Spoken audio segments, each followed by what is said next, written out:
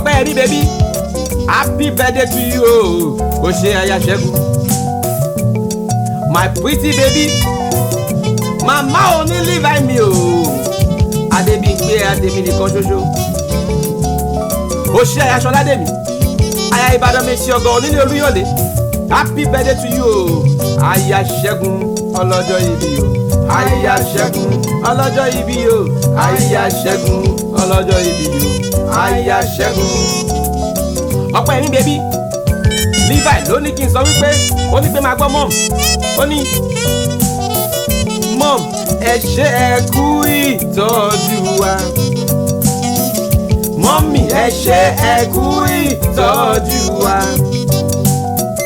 ṣé bí ebi ìbá ti ṣe wá lè ṣe ọlọ́jọ́ ìbí o aya Ṣẹ́gun fún jollof rice aya Ṣẹ́gun mac and cheese o aya Ṣẹ́gun ìlà lásìpọ̀ aya Ṣẹ́gun thank you o aya Ṣẹ́gun fún ẹ̀fọ́ ìró aya Ṣẹ́gun ẹlẹ́mìí méje aya Ṣẹ́gun fanẹ̀yàmù aya Ṣẹ́gun àti ẹ̀gúsí aya Ṣẹ́gun happy birthday aya Ṣẹ́gun ọpẹ́ yẹn mi débi gbogbo refreshers choir ló ní kí n sọ wípé wọ́n ní máa gbọ́ the thing wey you do for me nobody can do the miracle you brought my way ó yà mí lẹ́nu o kábíyọ̀ òsì you are wonder in my life I never see this kind of love before wonder wonder wonder wonder I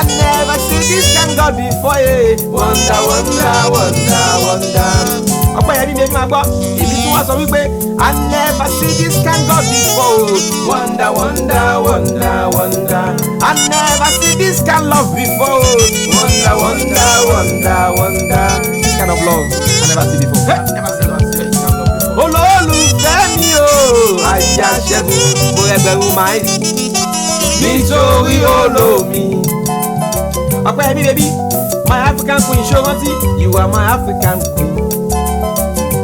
Girl of my dream, this love I never ever see. You make my heart ting-a-ling-a-ling. Ọlọ́jọ́ ìbí o, aya Ṣẹ́gun. Ọlọ́jọ́ ìbí o, aya Ṣẹ́gun. Aya Ṣẹ́gun. O ṣí ọmọ ọlọ́jọ́ ìbí. Àbúrò Mọ́rákìyàn o, MK l'Amẹ́ríkà. Àbúrò Ìfẹ́ Adé ńlọ tèmi nìkan ṣoṣo. Ẹ̀gbọ́n Ọládàpọ̀ Ẹ̀fíkò, Ọmọlábí Ìwélarí. Àwọ̀ tó ní àwọ̀ tó ló wá ní.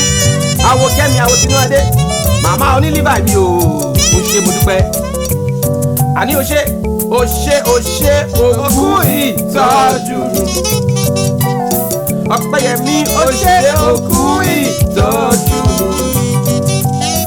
ìbá má ṣe pé I love you for my life ọmọge London ìbá ti ṣe mí léṣe máa gbọ́ Ọpẹ́yẹmí àná rẹ sọ̀rọ̀ ó ṣeun o òní rẹ sọ̀rọ̀ ẹ ṣeun o ó dájú pé ọ̀la rẹ á sọ̀rọ̀ ó ṣeun o ìjìnlẹ̀ nínú ìjìnlẹ̀ ó ṣeun o ọmọ ọlọ́jọ́ ìbí because of you máa gbọ́ I am living in purpose on purpose by purpose. Because you serve my dada and you lose my nuzu.